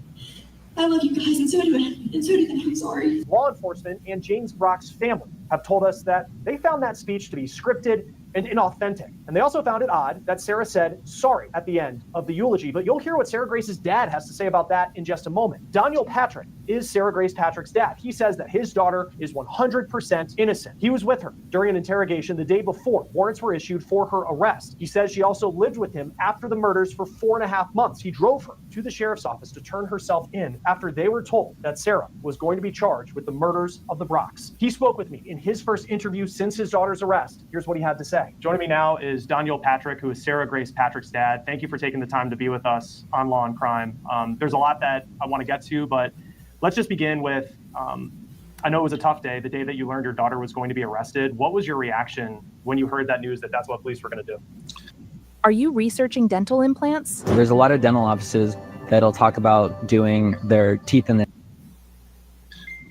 I was in shock, first of all, and it really it broke my heart. And I was just scared for my daughter, not knowing what was going to happen next. Law enforcement had said that you had to take her to, I guess they had called, and then you brought her. From what I've seen and heard from her bio dad,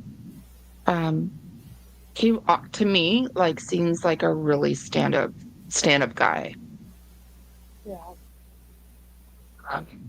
Obviously cares about his daughter, but I also have a feeling like if he knew the truth, he would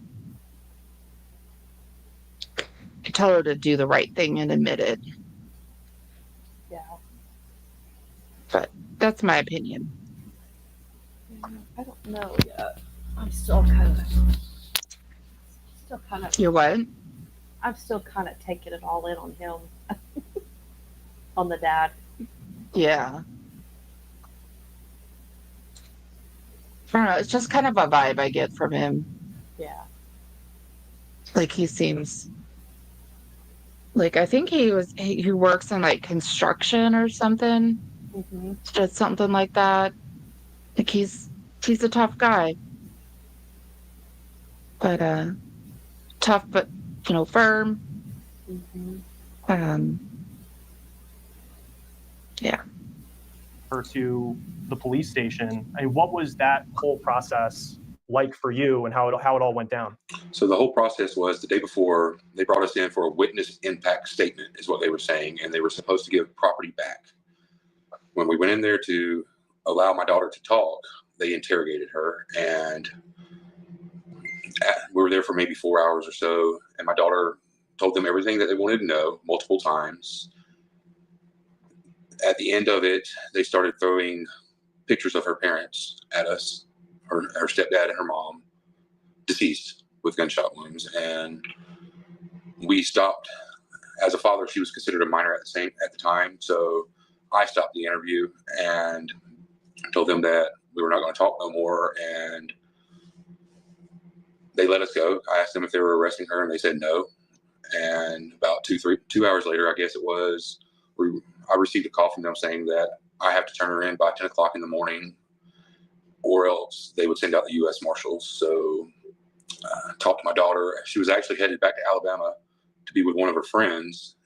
And I talked to her, and the lady that lives with me that I'm renting from, she went straight to Alabama and picked my daughter up, and we spent the night together. And then 10 o'clock in the morning, we complied. We didn't turn her in, but we came in and we did what they asked. Before we get back to this story, we need to take a break and bring you a law and crime legal alert. If you received a Depo-Provera birth control shot and were later diagnosed with the brain or this risk, it is free to check. QR code on your screen. Click full 4 hours of the interview. Yes, sir. What?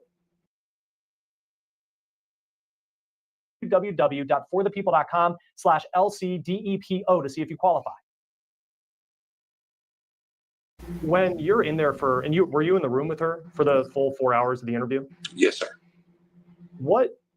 Because I know police have said, law enforcement, that their words were like, we have a mountain of evidence against Sarah Patrick. Do you have any indication of what that mountain is, of what they think that they have on your daughter? I can't really speak too much to the evidence. I don't want to talk too much, but if they say they have a mountain of evidence, that folder was pretty thin. That's all I will say. So they showed us. God, did he actually see the entire folder of evidence? She's just talking about some pictures that they showed her. I didn't mean to sound dismissive of those pictures. I'm sure they're horrific. Yeah. Well, he's saying that the folder was really thin. Yeah, because I'm willing to bet that was just some crime scene pictures. Like, that can't be all the evidence that they have against her in one folder. Right. And what I was going to say earlier about him, what they did say about him is that he was too lenient with her. It's like one of the reasons why I think that the mom didn't want her to go live with him is because he was too lenient, and there were rules and stuff like that over there at his house. Sure. And that makes sense. I grew up like that, where my dad was, I'll say it, he was a hard ass. But when it came to his daughters and like doing punishment, like grounding, like my mom would be like, ground her for 6 months, and my dad would have to talk her down to like 2 months, so yeah, I can see that. Yeah. With him. Sometimes let them get away with stuff. Mm-hmm. For the girls, but yeah. Because they don't. That's just. I see that. Mm-hmm. But when it comes to the hard stuff, you might be a little. I hope. Forceful. Right. I'm hoping. A little bit of stuff, but I without attorneys around, I don't really want to speak of that evidence. So, but the evidence that they did show us did not add up at all. Going back to, and I know it's a tough day to go back to, February 20th, when all of this happened, what did Sarah say to you about what she witnessed that night? Well, I got What if you can create your own website by saying, this is what I want? Good Lord, With there's a Wix, lot of you can. commercials. I called that morning. I was going to work, and normally my daughter would call me or text me before going to school, telling me she loves me and have a good day. And I answered the phone. I believe it was around 7:40 to 7:45, and nobody was talking. So I thought that she had just butt dialed me, as most people would say. I was headed to work, and 15 minutes later, I received a call from the ambulance because they put her in an ambulance first, her and her sister. And they told me that Kristen and James were deceased. And from there, I broke down because I didn't know what was going on. They asked me to come pick her up. At the time, I didn't even know the address. I've only been there to that house during our custody battle for the children once. And then one time whenever Kristen had been arrested, I had to go pick up my child and bring him home. And then this was the third time, and it took 20 or 30 minutes just to figure out an address because nobody was talking to me. Nobody was letting my daughter call back. I received a message that she would be up at the sheriff's station, and I went to the sheriff's station to pick her up. Kristen's mother was there. You know, it was a very, very hard morning.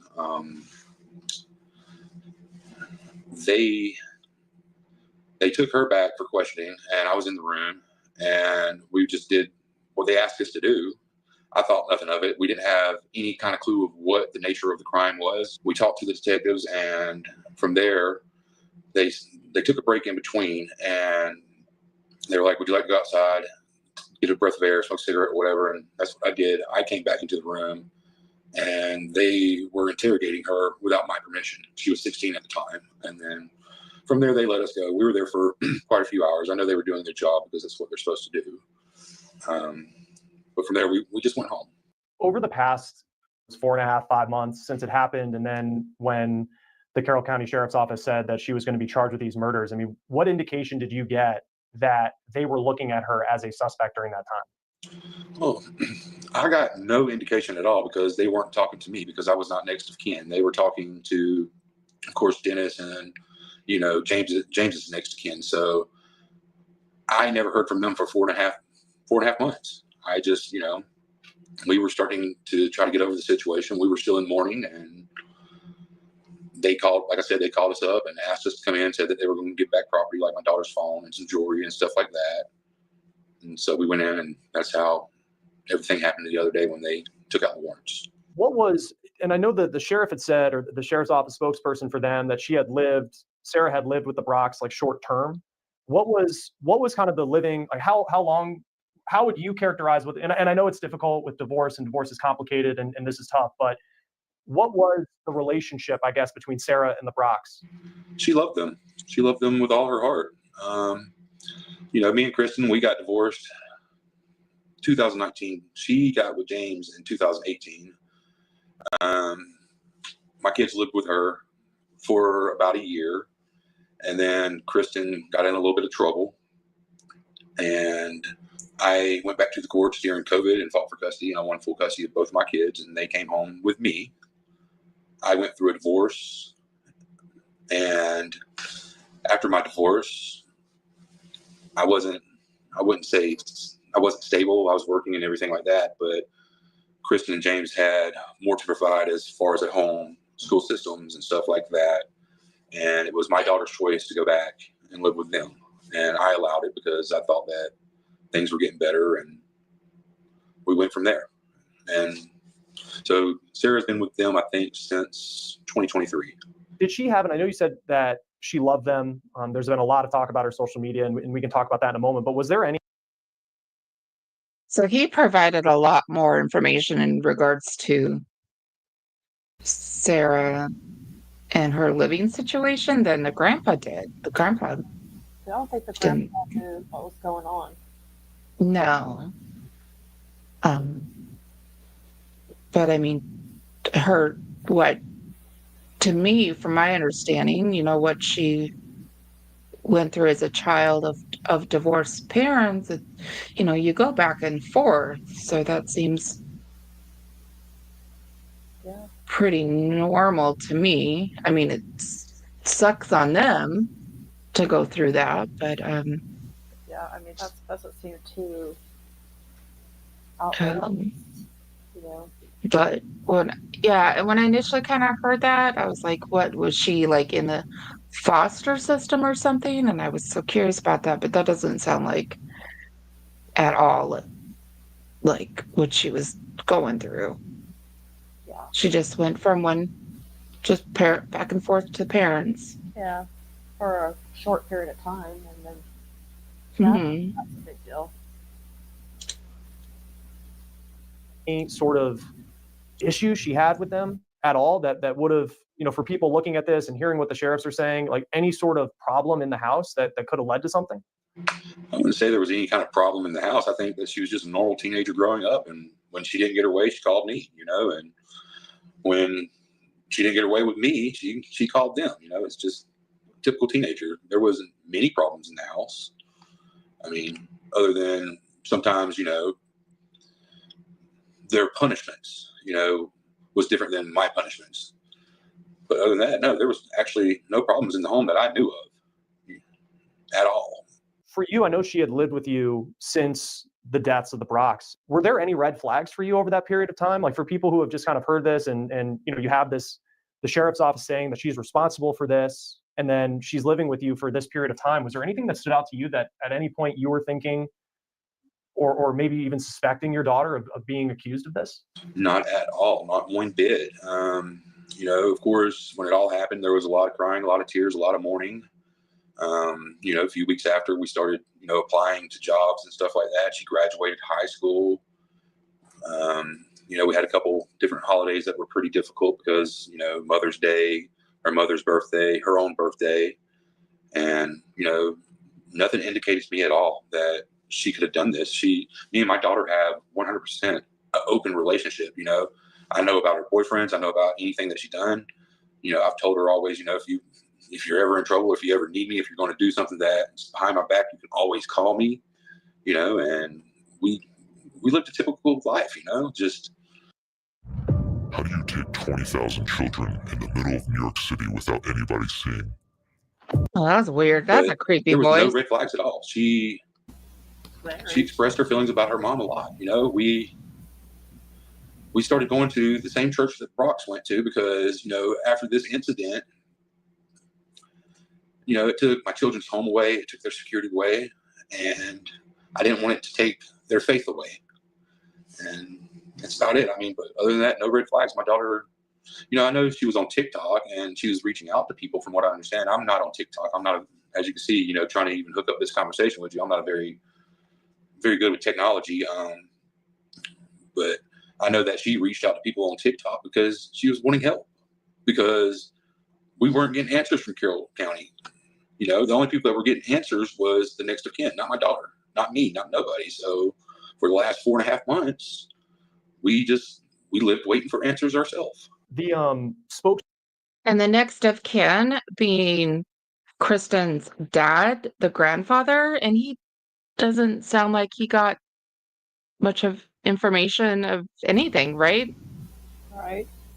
So again, how can they expect to get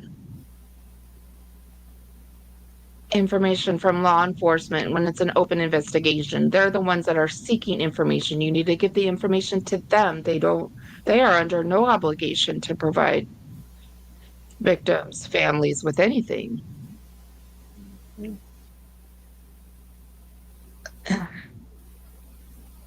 Person for the sheriff's office who announced her arrest, when we spoke with her and we asked about just asking for on their end the red flags that they felt to then get to the point where they would make an arrest or anything along the way. And I know there's been a lot made about what Sarah said at the Brock's funeral in her speech. And they said because they felt they said this, that it was scripted. And then at the end, she said, sorry. And that was to at least the spokesperson, something that for them was like, wait a second, what's going on here? I know you were very proud of your daughter and to get up on stage and to give that speech. What's your perspective of the eulogy she gave at the Brock's funeral? That eulogy was not scripted. My daughter came with that eulogy through her heart for her mom and James, because she thought she was doing the right thing speaking, and for people to hold that against her, I mean, come on. None of that was scripted. That was all real emotions. She asked me permission to do it, and I gave her permission. And she's a very talented girl, when it comes to being able to speak. I mean, we can sit at a table and she can say a blessing 10 times faster than most people. As far as that I'm sorry goes, you can sneeze on my daughter and she'll tell you I'm sorry. She says I'm sorry to everything, not just to the eulogy. Really, I mean, you can step on her toe and she'll tell you she's sorry she was in the way. That's just the type of girl she is. And I know you had said that they didn't really talk to you because I guess how the family tree works, you wouldn't be considered next of kin. But how often was she communicating, whether it was the interrogation, the day of her arrest or day before, and then you have right after the murders happened? Did she talk about how often she was communicating with law enforcement, kind of in that 4.5 month period? She used my phone to talk to the investigators for the first month or so, until everything kind of started to quiet down. They quit talking to her. She was very open with them. Every time she had any idea of a suspect or what could have went on, she told them, she texted them. And other than that, I wouldn't know no more than that. I let her do what she thought was right. I know some people have also said, and I know you've only been in the house a couple times, but for there to be gunshots in the home, and then apparently James had some sort of heart machine that would have gone off and made a lot of noise if his heart had stopped beating. And there was that question of, how does she not hear this? What do you say to that? Well, the LVAD machine that controlled his heart, it was a constant thing that it would go off. We went out to dinner before with them. I personally treated them to dinner a few times, and the LVAD would go off. And it could be something as small as blood pressure or just any little minor thing, and that LVAD would go off. To me, it wasn't too loud. He would whatever the problem was, he would be able to regulate that and make it stop. If he couldn't make it stop, then it was a trip to the hospital. And there was a few trips to the hospital, but that machine, when it went off, it was almost normal to them. It was a part of their life at that point, since he's had that. So I don't know much about LVAD. Purple L, did you ever work in a hospital? No, I never actually worked on the floor in a hospital. Or, so I know you're LVN, so did you do like nursing home then? I did long-term care and home health, and then clinics, doctor's offices. I only bring this up because I remember working in the hospital and maybe a little bit in the nursing home, but there were all sorts of bells and whistles going off, all sorts of, monitors, oxygen. Oh my Lord. So much. So I can understand where he's coming from, where it's like something was always beeping. Yeah. It was just normal. I remember the call lights were what was so loud where I worked at. I would go home and I could still hear the call light going. Right. Yep. Call lights, bed alarms. You hear them in your sleep. Sometimes in your nightmares. The heart problems that he had. But I do know that about the machine. Like I said, we were eating and it went off. What theories when you were, Do you know, maybe, I don't know anything about those LVAD machines. Do they do like an oxygen monitor at all? I honestly do not know. Because I can see, like, while you're eating, like, if your oxygen drops, that it would go off, right? I was just curious. Do your oxygen or not? I have to look. How often you would talk about that night with your daughter, but I guess when you would get to that point where you'd speculate about what may have happened, what does Sarah think happened that night? I don't like to talk bad about them and their deaths and stuff like that, because I know that families are hurting and stuff like that, but Sarah knows more than most people knows. And the only thing that she could think of was there was drug deals go wrong. You know, they ripped somebody off a couple months before that, and Sarah thought that it could be that person. You know, and when I say drugs, I'm not talking about like, you know, the hardcore drugs or anything like that. From what I understand, it was over weed or something like that, but a substantial amount. And that's, you know, and she was telling the investigators that the whole time. And when we talked to the investigators, they said that. Let her buck. It's a way of life. It's taking on the day. It says that it says that machine does not have a sensor that directly detects low oxygen levels and sets up an alarm. However, dangerously low oxygen can cause a low flow alarm to trigger as a secondary event. So I don't know, kind of, maybe, sort of. Okay. I also want to put this out there that in regards to his heart issue, problems that he's having, and based on my experience from working in the hospital, that and my understanding is that James, her stepdad, was also on a list for a transplant. He was on the LVAD machine. He wanted to live life to the fullest.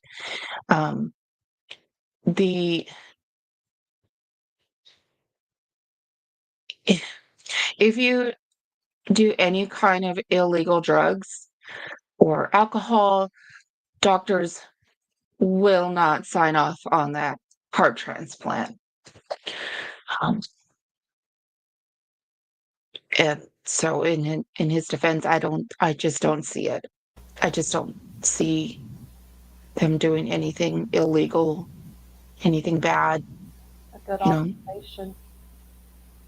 Yeah.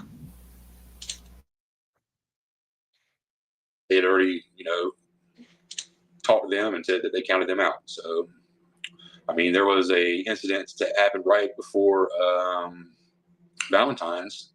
My son told me about, because when the detective came to my mom's house where I was staying, he started asking about certain people, and there was a friend of theirs that actually pulled a gun on them right before Valentine's Day, and my son witnessed it. You know, I can't say his name or anything like that, but you know, that's my son, and he's not just gonna make stuff up like that. You know, my son was with me at the time of everything. He was actually on winter break, so I had my son and for that entire week. But when it all happened, my son, you know, he brought that up to us, that the family friend that had pulled a gun on James in the kitchen, and they asked him to leave and make him go walk the dogs. Since you've talked with Sarah, since she's been in jail, what has she told you about any community? Has she spoken with law enforcement since? No, because you know, when they did the interrogations and stuff like that, or what they called the impact statement, they all played really friendly until they got to the end, and they wanted to just slam her at the end. And you know, after the warrants came out and everything, we told her, you know, not talk to them no more, because we couldn't trust them. You know, we couldn't trust their integrity at that point. And yeah, that's pretty much it. You know. For you as a dad, and I know you have a son who has been impacted by this, you're working just as a regular person and still carrying on with that part of your life. I mean, what is your day-to-day like since Sarah was arrested? My heart's been broken, man. It's hard to hold it together. I work in the construction field. Since she's been arrested, I couldn't even tell you the weather, because I don't even want to get on media, you know, because all the bad things that are being said. You know, it's my daughter, and my day-to-day is just, you know, when I talk to her, you know, that's the highlight of my day, just to get to talk to her, whether it's 15 minutes or an hour. I have to maintain my normal life, because I still have my son to take care of, and I have her to take care of. And I honestly, I can't miss a day of work. You know, I'm just your typical blue-collar father that's trying to take care of his kids. When this all happened, I won't lie, you know,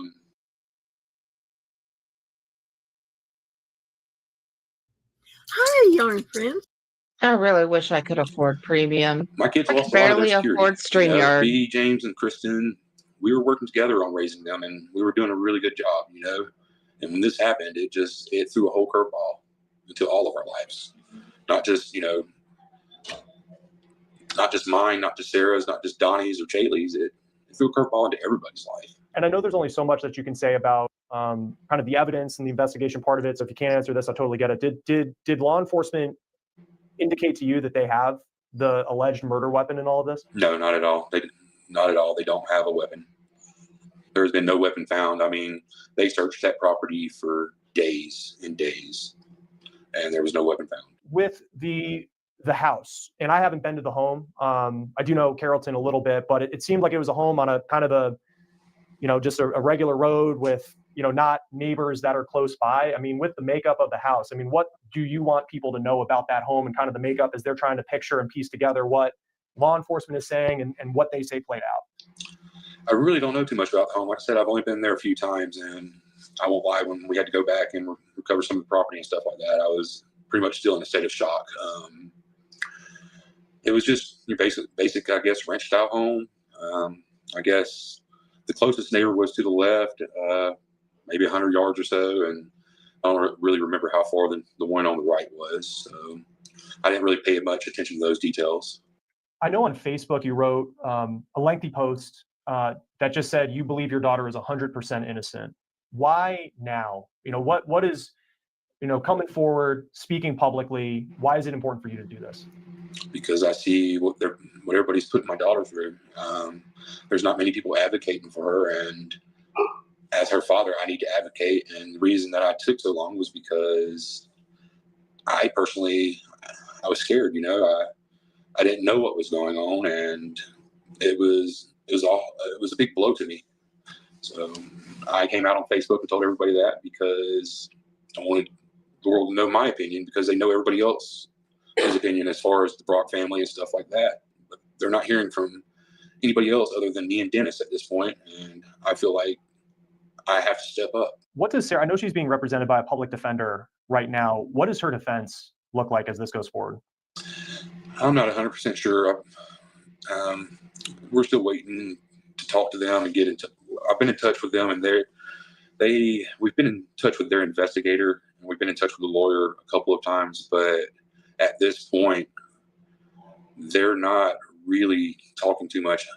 From what I understand, we've got an arraignment or something like. No, not an arraignment. I don't know how. I've never been in trouble, so I don't know how this stuff works. But we're waiting for a preliminary bond hearing and stuff like that, and going from there.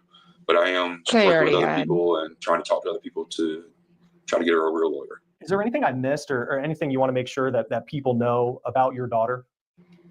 My daughter wouldn't hurt a flea. She'd give you the shirt off of her back. She's very intelligent. She's very beautiful. She's hardworking. She just graduated. We were teaching her to drive a car. We're getting ready to get a driver's license. She's just your typical 17-year-old that does what 17-year-olds do. She, like I said, she wouldn't harm nobody. She's never been in a fight in her life. She's never put her hands on anybody. She's a good girl all around. Did she know how to handle a gun? Not that I know of. I mean, I know that she had shot a gun a few times, but not very often. I know that, judging by what I seen, it would take somebody to be trained at shooting a gun to do what was done to them. And that's about all I can really say about that. I know that the initially investigators had said there was no sign of forced entry on the house. I have pictures of the door. Do you believe that there was forced entry in the home? Yes, sir, I do. I have pictures of the door. There is. You know what? I saw a video where they showed the pictures of the door.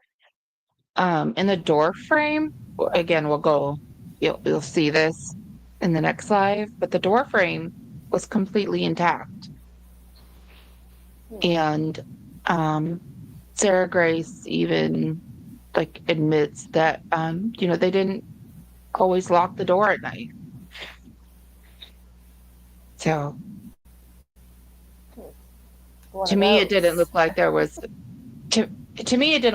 forced entry, but obviously Ellie has a lot more. 100% know everything that I do. Yeah.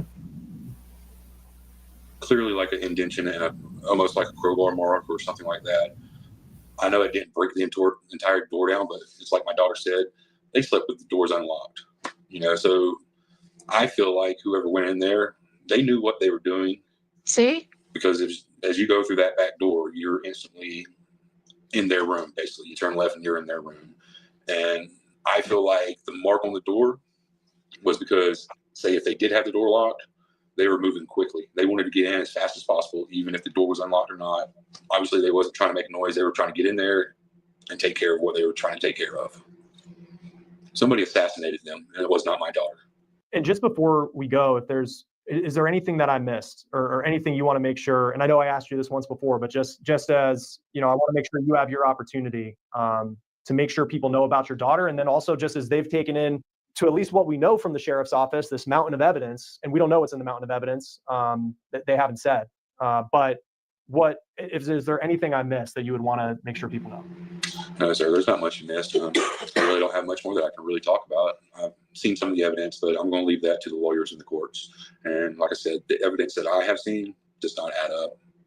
And I've talked to the investigators quite a few times, and they even slip up on their own words about the evidence, which, like I said, makes me not believe in their own integrity. The integrity of the entire investigation. If you're sitting here working on this story or this scene for so many months, you should have your works together. And that's how I feel. Daniel Patrick, thank you for taking the time to be with us. I know this isn't easy. We really appreciate your time. Yes, sir. Thank you for taking your time to talk to me. Sarah Grace Patrick is just facing accusations that she shot and killed Kristen Brock and James Brock. She is facing 2 counts of murder and 2 counts of aggravated assault. She has yet to enter a plea. That will do it for On the Case, presented by... Okay, so yeah, her arraignment isn't until September 22nd. Well, she can enter a plea. Again, her bond has been denied. So I'm going to try to keep an open mind about it. Yeah. Let's see. Because I was kind of leaning more towards her. And I mean, I kind of still am, but I'll keep an open mind. I mean, I do too. Try to. Occasionally I do find cases where it's like, I'm dead set that this person is wrongfully convicted. Stephen Avery is being one of them. I don't know if you've followed that case. Yeah, that's a weird one. Yeah. And also, and then this is just my opinion. What's the other one? The 2 girls in Indiana. I'm drawing a blank. That were found on the trail. The bridge. And Richard Allen. Yeah.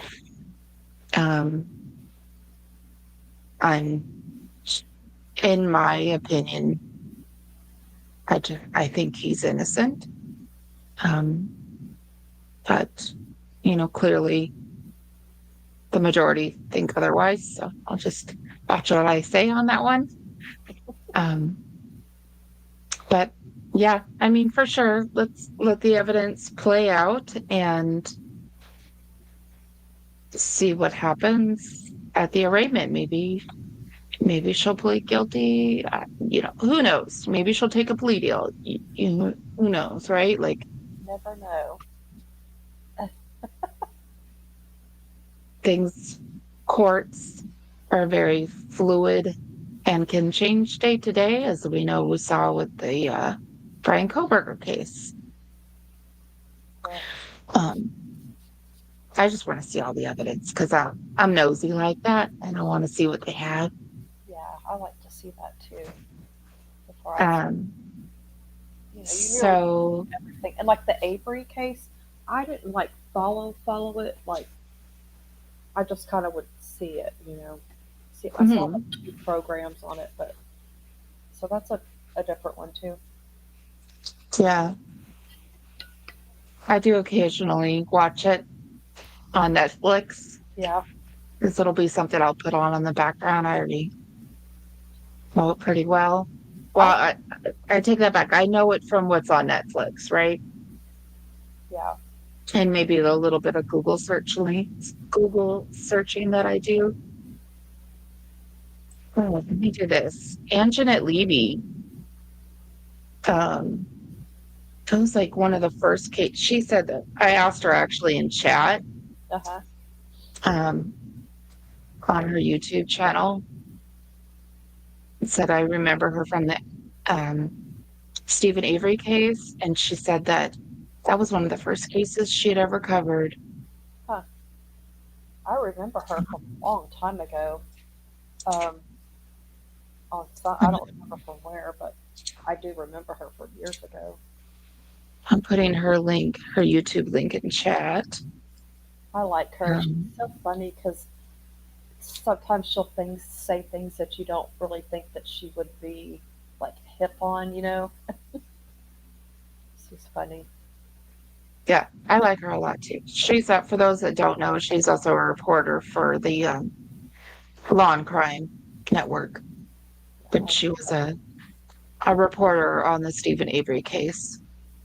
And from what I kind of gathered, at least the questions that she gave to Stephen Avery's lawyers in Netflix, she kind of had that, I think he might be innocent.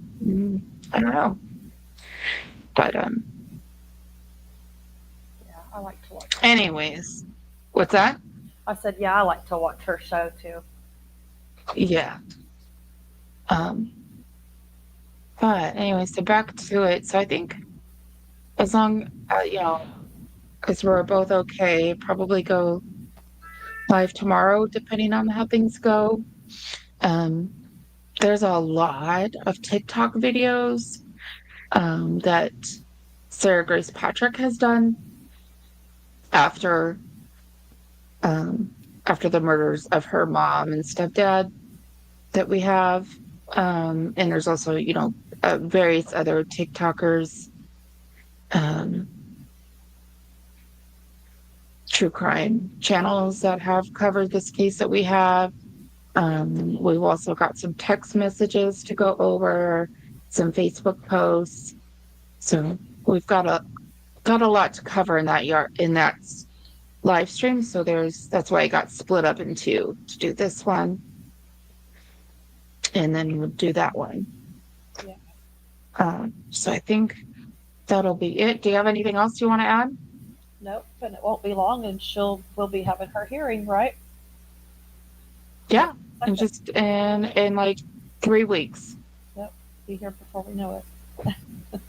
We do have other cases that we want to cover. Triple L wants to really cover. It was the judge and the sheriff in Kentucky that will be going over. I can't remember which other ones. There was I know I want to do a Travis Decker update. Oh yeah, that's a good one. And there's obviously the Emmanuel Haro. I need to look into seeing what's going on in regards to court for that one. Yeah. Okay, so I'm going to end that out here, and then hopefully thank you. See everybody on the next one. This is a new outro video, so hopefully it works. The intro was good. Good. Let me know if I need to change anything on either of these. I will. All right. All right. Okay, bye. Bye. Bye.